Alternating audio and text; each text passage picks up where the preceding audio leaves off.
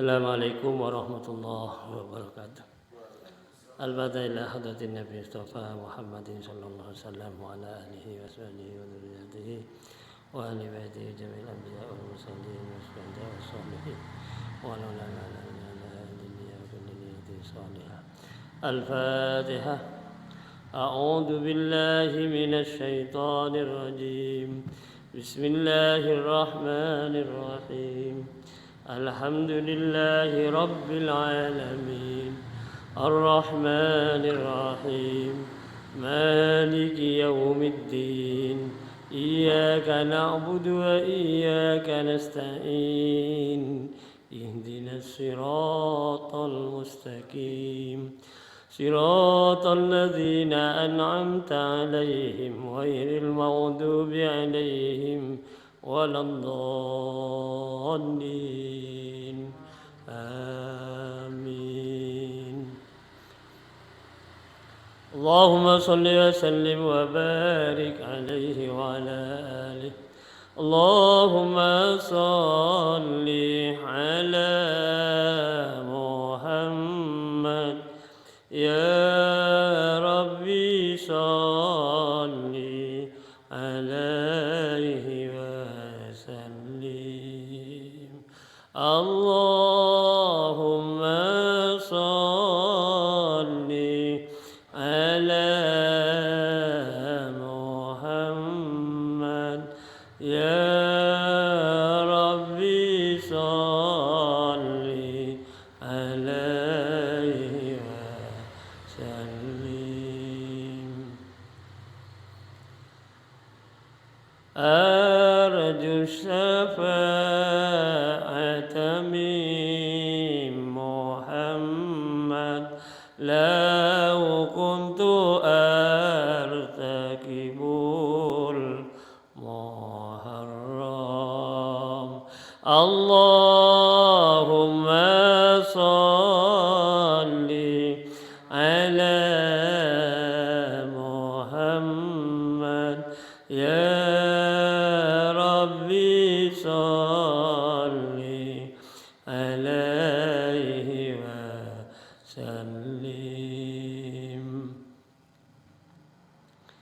Manja wa malja'una Muhammad. Yawmal hawani bihi tahasham. Allahumma salli 'ala Muhammad. Ya Rabbi salli 'alaihi wa sallim. Wan nuru ja'a bihi Muhammad. Wal haqqu bayyana in takallam. Allahumma salli 'ala Muhammad. Ya Rabbi salli 'alaihi wa sallim. A'la samai sama Muhammad. Jibrilu qala lahu taqaddam. Allahumma salli 'ala Muhammad. Ya Rabbi salli 'alaihi wa sallim. Wal jundu hina ghaza Muhammad.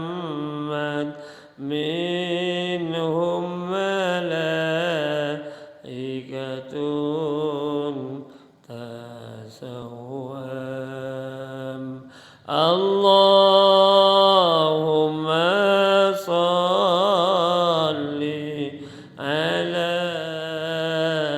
Muhammad ya Rabbi salli alaihi wa sallim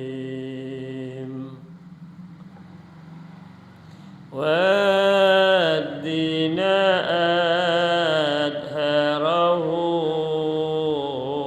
محمد والكفر أبطله فهدم اللهم صل على محمد يا ربي صل عليه وسلم صلى الإله على محمد والآل كلهم وسلم اللهم صل على محمد يا ربي صل عليه وسلم وصلى الله على محمد وعلى صحبه وسلم اللهم صل على محمد يا ربي صل عليه وسلم اللهم صل وسلم وبارك عليه وعلى آله. Mudah-mudahan dengan bacaan salawat Nabi kita semua nanti mendapatkan syafaat dari Rasulullah Sallallahu Alaihi Wasallam. Mudah-mudahan kita besok di akhirat bisa berkumpul bersama Nabi Muhammad dan para Nabi yang lain, para siddiqin, para syuhada, para salihin, para ulama. Akhirnya kita semua dimasukkan oleh Allah ke dalam surganya yang penuh dengan nikmat. Amin Allahumma amin. Hadirin hadirat yang saya muliakan, alhamdulillah pada malam ini kita bisa hadir di Langgar Hidayah Kauman untuk mengikuti pengajian rutin seperti biasa. Mudah-mudahan kita senantiasa mendapatkan tambahan ilmu pengetahuan agama yang diridhai oleh Allah, dapat kita laksanakan di dunia ini, kita amalkan sesuai dengan ilmu yang kita dapatkan, dan manfaatnya nanti kita terima di sisi Allah Subhanahu wa Ta'ala. Amin Allahumma amin. Pada malam ini saya melanjutkan masalah Isra wal Mi'raj. Rasulullah Sallallahu Alaihi Wasallam ditimbali oleh Allah Ta'ala untuk sowan menghadap kepada Allah pada malam 27 Rajab, di mana 1444 yang silam. Jadi sudah hampir 15 abad kalau kita bahas sekarang. Namun demikian kita masih tetap konsisten. Setiap tahun paling tidak kita membawa peristiwa Isra wal Mi'raj itu dalam forum majelis taklim atau forum pertemuan di antara sesama kita, agar kita senantiasa mengambil hikmah dari peristiwa Isra wal Mi'raj itu. Kalau intinya sudah kita laksanakan hasil dari Isra wal Mi'raj yang diterima oleh Nabi dari Allah amanatnya, yaitu melaksanakan salat 5 waktu yang sudah kita amalkan dengan sebaik-baiknya. Mudah-mudahan salat yang diperintahkan oleh Allah kepada Nabi dan kita juga mendapatkan perintah dapat diterima oleh Allah selama kita melaksanakan dengan sebaik-baiknya dan mendapat ridhonya fid dini wad dunya wal akhirah. Hadirin hadirat yang berbahagia, sebelum masuk kepada yang lain, saya akan cerita bahwa Nabi Muhammad itu ditimbali oleh Allah melalui malaikat Jibril. Jadi Allah menugaskan malaikat Jibril agar menjemput Nabi Muhammad pada malam 27 Rajab 14 abad lebih yang lalu itu.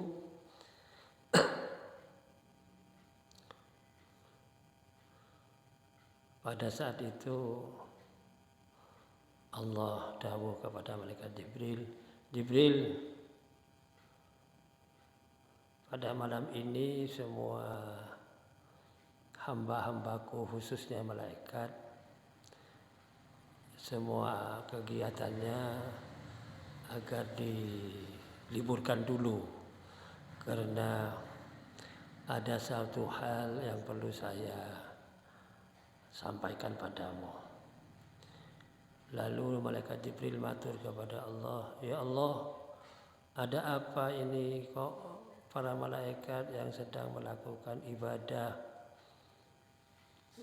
diperintah untuk libur dulu pada malam ini? Apakah malam ini memang akan terjadi hari kiamat? Artinya kehidupan dunia sudah berakhir. Tidak, malaikat Jibril, tidak.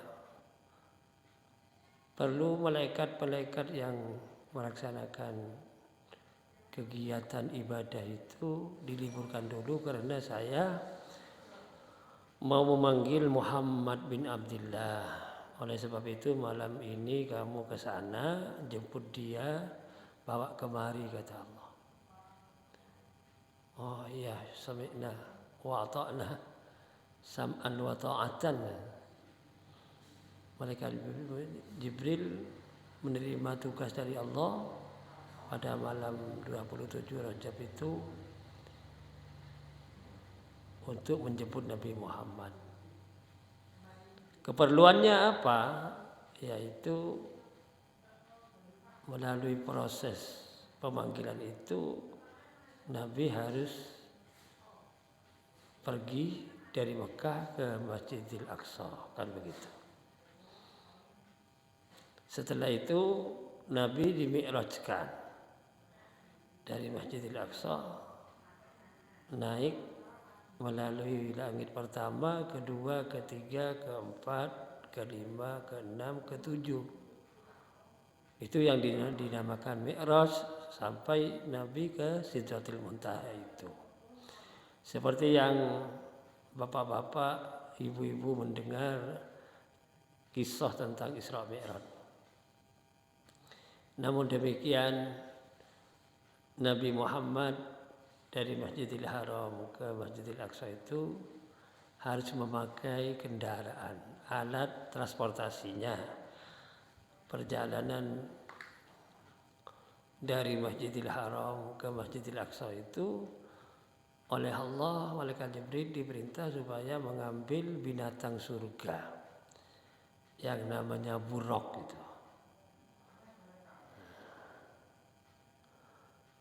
begitu malaikat Jibril masuk ke dalam surga, banyak buruk-buruk itu yang sedang istilahnya ada di taman surga.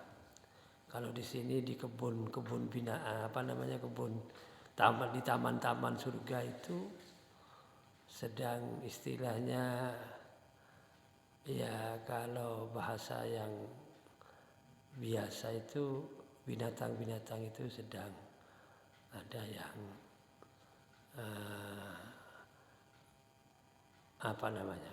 makan makanan rumput lah kalau di sini di dunia. Ya, dari sekian banyak binatang buruk itu di surga itu, ini cerita singkat ya.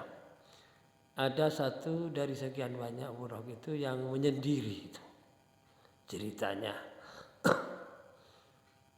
Tidak bergabung dengan buruk-buruk yang lain. Satu dari sekian banyak buruk itu di taman surga itu, satu itu menyendiri. Dan melihat badan daripada buruk itu, malaikat Jibril termasuk heran karena yang menyendiri itu paling kuru itu, kecil gitu. Jadi beda dengan yang lain yang gemuk-gemuk badannya. Lalu oleh malaikat Jibril didekati buruk yang menyendiri tadi itu. Kemudian ditanya oleh malaikat Jibril, "Wahai buruk, kenapa kamu menyendiri di sini? Dan kenapa badan kamu kok beda dengan yang lain?" Karena yang lain itu badannya segar-segar, sehat semua, lemah-lemah semua. Sedangkan kamu seperti ini, kenapa? Lalu buruk itu, ini ya, diterjemahkan dengan bahasa Indonesia ya. Kata buruk, "Iya Jibril, saya ini bagian daripada makhluk Allah yang diciptakan. Ada hamba Allah yang saya rindukan," katanya buruk. Buruk itu sampai berbismillah, jadi menangis gitu loh. "Kenapa?" "Iya, saya sangat rindu. Sehingga saya mau makan tidak enak." Nah, biasa kan orang kalau ada yang sesuatu yang dirindukan kan tidak terlaksana, tidur sulit, makan tidak enak dan seterusnya. Akhirnya berefek kepada badannya itu, khususnya si buruk itu sangat kecil gitu loh, kuru badannya. Tinggal kalau bahasa yang lebih transparan itu tinggal kulit dan tulang gitu. Dagingnya minus sekali si buruk. "Kenapa kamu kok begitu? Ada seseorang yang kau rindukan, tak sampai menangis terus, tidak enak makan, sulit tidur dan seterusnya." Ditanya begitu oleh malaikat Jibril. Akhirnya buruk itu menjawab, "Malaikat Jibril, saya ini rindu kepada orang hamba Allah yang bernama Muhammad." Gitu. Yang bernama Muhammad itu sangat ingin ketemu, ingin berjumpa dengan orang yang bernama Muhammad karena saya sangat rindu. Dia kan hamba Allah yang Allah pilih sebagai hambanya, menjadi penyebab terciptanya surga ini juga makhluk-makhluk yang ada di surga. Itu katanya buruk. Ada binatang di surga belum pernah kenal dengan Nabi Muhammad, tapi namanya sudah terkenal Nabi Muhammad. Dan dirindukan oleh buruk itu, sampai buruk itu tidak enak, tidak sulit tidur dan tidak enak makan, sampai badannya kecil. Lalu malaikat Jibril langsung menangkap kerinduannya Buraq itu. Wah, kebetulan ya Buraq, saya kemari datang itu memang mau menjemput kamu. Karena kamu itu mau diajak, dipakai untuk jadi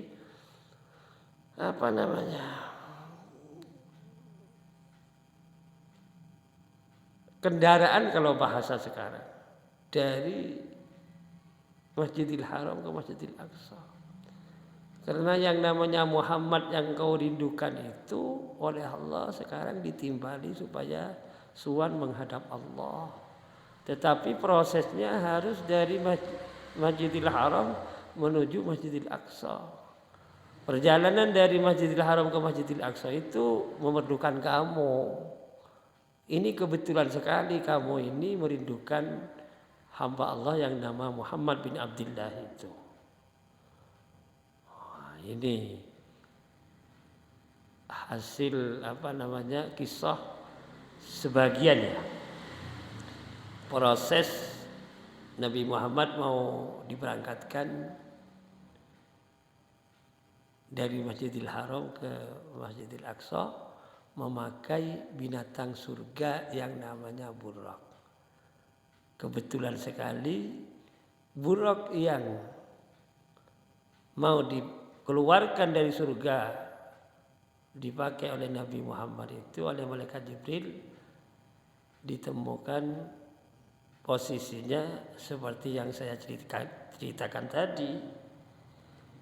Buraq itu sangat kecil, kuru badannya, disebabkan berdasarkan keluhan dari Buraq tadi itu merindukan seseorang hamba Allah yang Buraq itu sangat merindukan sampai tidak bisa sampai sulit tidur, tidak enak makan, akhirnya fisiknya kecil.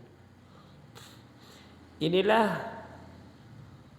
contoh hikmah yang didapatkan oleh makhluk Allah yang namanya Buraq merindukan Nabi Muhammad itu mendapatkan hikmah besar sengaja untuk dipertemukan lewat proses itu tadi, perjalanan Nabi dari Masjidil Haram ke Masjidil Aqsa. Akhirnya Buraq dikeluarkan.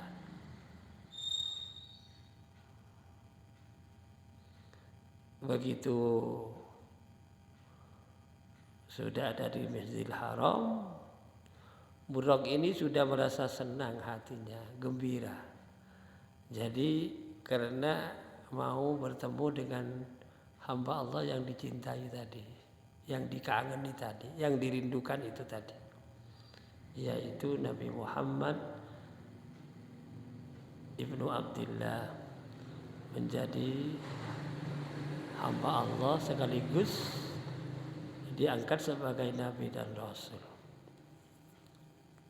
Hadirin hadirat yang berbahagia, sebelum Nabi diberangkatkan ada proses yang memberi ibrah kepada kita, yaitu Nabi Muhammad dibawa ke Ka'bah, dekat Ka'bah di sana, karena malaikat Jibril itu didampingi malaikat Mikail. Lalu Nabi Muhammad di situ dioperasi. Ini cerita singkatnya begitu, dioperasi, dibuka dadanya Nabi. Di dalam itu dibersihkan sifat-sifat manusia itu, seperti takabur, ujub, mengherankan diri sendiri. Takabur itu merasa paling besar lah, takabur namanya. Kalau bahasa kauman komedi apa-apa, kemelingti apa-apa, tidak tahu. Kemudian sifat seperti riya, sok pamer gitu ya, sifat hasud dan lain sebagainya. Pokoknya sifat-sifat manusia yang jelek-jelek itu harus dibersihkan dari batin Rasulullah. Dengan catatan prosesnya, malaikat Mikail diminta tolong oleh malaikat Jibril untuk mengambil air Zam-Zam. Itu untuk dada Rasulullah itu dicuci bersih oleh malaikat Jibril dengan malaikat Mikail dengan air Zam-Zam. Penyakit-penyakit manusia tadi itu dikeluarkan. Ya, begitu keluar dibersihkan, diganti dengan keyakinan keyakinan dan keimanan, kemudian kehikmatan, hikmah dan ilmu pengetahuan.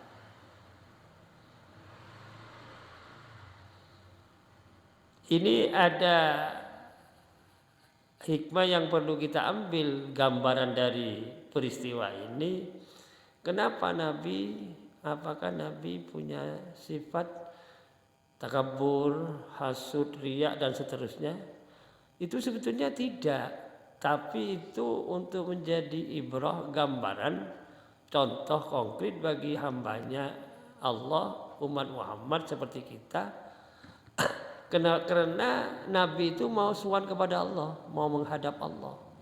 Jadi jiwanya harus bersih mutlak, total gitu. Demikian juga yang bisa kita ambil hikmah dari peristiwa ini, kita minimal kita itu secara resmi kita menghadap Allah itu 5 kali sholat itu. Duhur, asar, maghrib, isya dan subuh. Lah, persiapan untuk menghadap Allah itu hati kita harus dibersihkan. Terbukti dari proses kita harus bersesuci dulu, berwudu gitu. Ya kan? Sekaligus waktu wudu hati kita khusyuk. Ingat bahwa diri kita akan sowan kepada Allah lewat sholat tadi. Ini mengambil gambaran dari proses Nabi dioperasi tadi itu.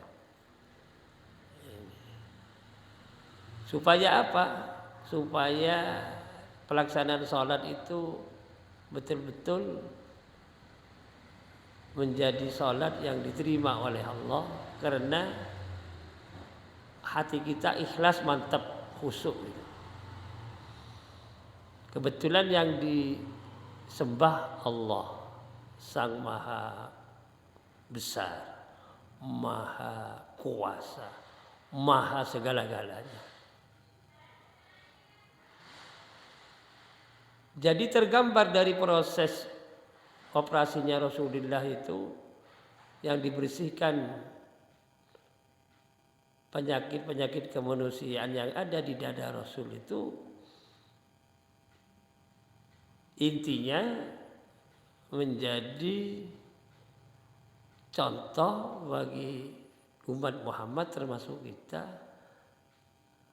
yaitu penyakit-penyakit takabur, hasud, riya itu harus sirna dari dada kita, supaya hati kita itu, keyakinan kita tulus dan kuat gitu. Karena tidak ada penyakit manusia tadi seperti halnya takabur, hasud dan yang lain-lain. Inilah gambaran sekilas ya. Lalu setelah itu dikembalikan lagi, ditutup lagi dadanya Rasulullah. Tidak ada bekasnya itu. Tidak seperti operasinya orang yang dioperasi di rumah sakit melalui dokter biasa. Itu pasti ada bekasnya itu. Kalau Rasulullah tidak. Istimewa yang mengoperasi Rasulullah malaikat Jibril didampingi oleh malaikat Mikail. Hadirin hadirat yang berbahagia, lalu Rasulullah selesai itu dipersiapkan untuk menunggangi atau naik ke Buraq tadi. Nah itu Buraq tadi itu saking senangnya gitu ya, sudah badannya segar bugar, beda dengan waktu tadi masih di dalam surga itu, karena masih rasa rindunya belum hilang waktu itu. Setelah merasa akan dipertemukan oleh malaikat Jibril dengan Rasulullah, lalu Buraq itu segar bugar sehat. Nah begitu Nabi mau naik ke Buraq itu, Buraqnya itu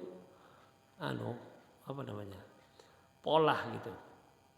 Polah itu molet itu kayak tidak mau begitu. Lalu malaikat Jibril bilang, Buraq, apakah kamu tidak malu pada hamba Allah yang engkau rindukan itu, Muhammad bin Abdullah. Lalu Buraq itu tenang sejenak. Dipakai oleh Rasul dari Masjidil Haram sampai Masjidil Aqsa dengan waktu yang sangat singkat itu. Karena Buraq itu beda dengan binatang dunia seperti halnya kuda misalnya. Sebetulnya Buraq itu kalau badannya gambaran ya kayak kuda, tapi kepala Buraq itu mukanya beda. Mukanya seperti orang manusia. Tuh. Perjalanan dari Masjidil Haram sampai Masjidil Aqsa itu datar terus, karena kalau menemukan tanjakan, kaki yang depan itu ceritanya lebih pendek daripada kaki belakang. Tapi kalau jalan itu menemukan jalan cocok ke bawah. Jadi kalau bahasa Indonesia menurun ke bawah itu kaki depannya memanjang, ya, kaki belakangnya pendek. Jadi posisinya datar terus.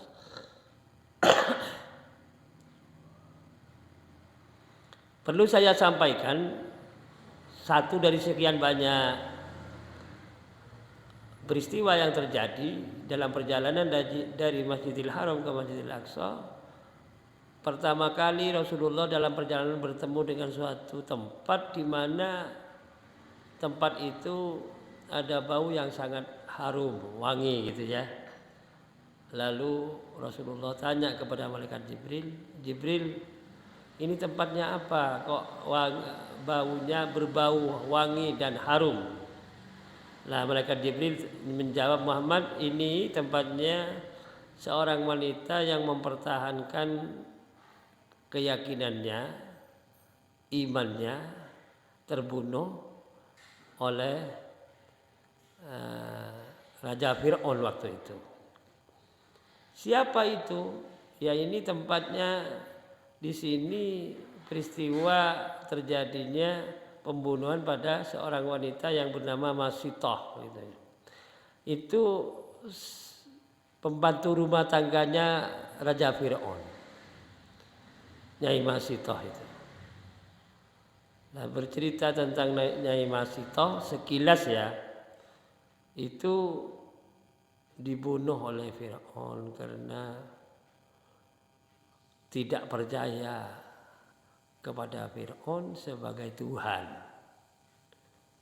Ceritanya begitu. Kebetulan Nyai Masitoh itu juru rawat anaknya Fir'aun ceritanya.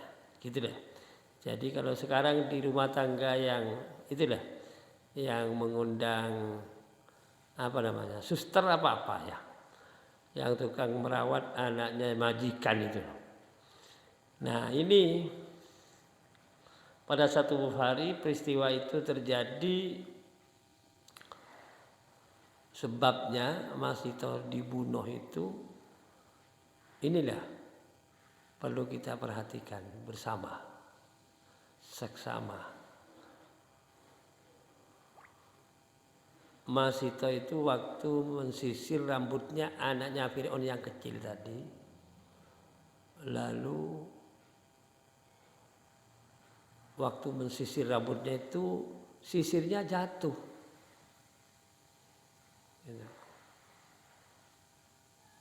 Begitu jatuh, Masito itu bilang, Innalillah ta'isya Fir'aun kan. Saya ini karena Allah mampus Fir'aun kan gitu bahasa sini. Lah ini anaknya Fir'aun yang diopeni Nyai Masito ini, yang disisir rambutnya oleh Nyai, dengar suaranya Nyai Masito tadi langsung, Masito, kamu kok ngomong begitu? Apa ada Tuhan selain ayah saya? Ada ning kan gitu ya. Siapa itu? Allah Subhanahu wa ta'ala. Jadi Nyai Masito itu iman kepada Allah, bukan iman kepada Fir'aun sebagai Tuhan. Gitu loh. Nah, kalau begitu kamu itu saya laporkan omongan kamu itu kepada ayah saya. Peristiwa itu terjadi, dilaporkan. Akhirnya Nyai Masito diinterogasi oleh Fir'aun dan pati-patinya ya. Ditanya sedemikian rupa, Nyai Masito tetap menjawab kayak tadi. Saya orang yang mukminah, saya ini orang yang iman kepada Allah. Apa kamu percaya kepada selain aku? Iya, Allah itu Tuhan saya, Tuhan kita semua, Tuhan semua makhluk itu Allah Subhanahu wa ta'ala. Jadi kamu tidak percaya kepada saya? Nah, itu bahasanya Fir'aun. Tidak percaya sebagai Tuhan maksudnya. Apa kamu tidak takut dan tidak percaya bahwa saya bisa membunuh orang, bisa menghidupkan orang? Yang menghidupkan orang itu Allah Subhanahu wa ta'ala. Yang membunuh orang itu Allah Subhanahu wa ta'ala. Jawabnya Masito. Langsung Fir'aun itu memerintahkan pati-patinya supaya ngambil kuali besar. Itu dikasih air, diumupkan. Nah itu di situ peristiwa. Nah kebetulan Nyai Masito punya anak kecil itu, yang baru masih bayi, masih merah lah. Ini saya cerita sekilas ya. Begitu kuali itu dinaikkan ke atas kompor besar tadi, mungkin diameternya besar sekali, kalau orang nyemplung di situ masuk gitu lah. Airnya banyak, Masito suruh mendekati itu dengan Fir'aun. Kurang ajar betul itu Fir'aun sak pati-patinya.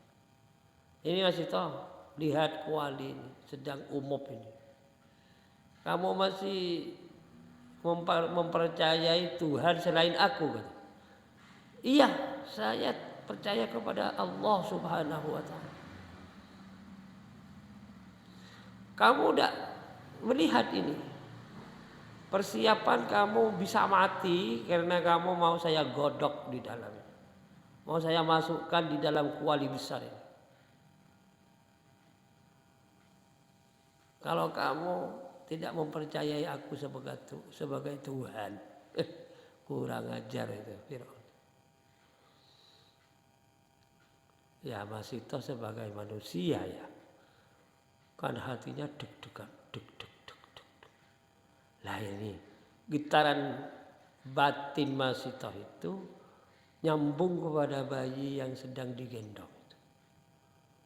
Ini anak belum waktunya bisa ngomong. langsung bisa bicara. Wahai ibu, kalau memang ini ibu dan saya harus mati melalui proses seperti ini, ya tidak apa-apa, pasrah kepada Allah. Anaknya masih itu yang bayi tadi ngomong,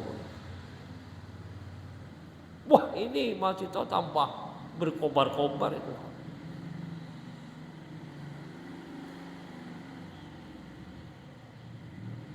Karena waktu itu iya apa tidak itu tadi dihadapkan ke air yang umum tadi itu oleh pati-patinya Raja Fir'aun dan Fir'aunnya di situ juga. Tapi si bayi tadi itu anaknya Mas Ito yang masih merah tadi ngomong seperti itu. Kalau memang saya harus mati lewat ini tidak apa-apa, tapi Tuhan saya Allah Subhanahu wa taala, katanya Nyai Mas Ito begitu.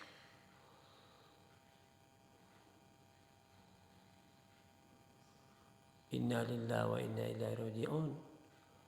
Nyai Mas Ito itu dicemplungki ke wadi yang umum tadi dengan anaknya itu. Kurang ajar. Nah ini tempat ini menimbulkan bau yang harum, yang wangi.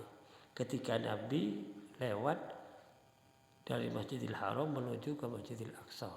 Dalam proses perjalanan Nabi banyak tanda-tanda kebesaran Allah dalam perjalanan itu diperlihatkan oleh Allah kepada Nabi Muhammad. Ini yang bisa saya sampaikan satu kisah ya. Kecuali tadi proses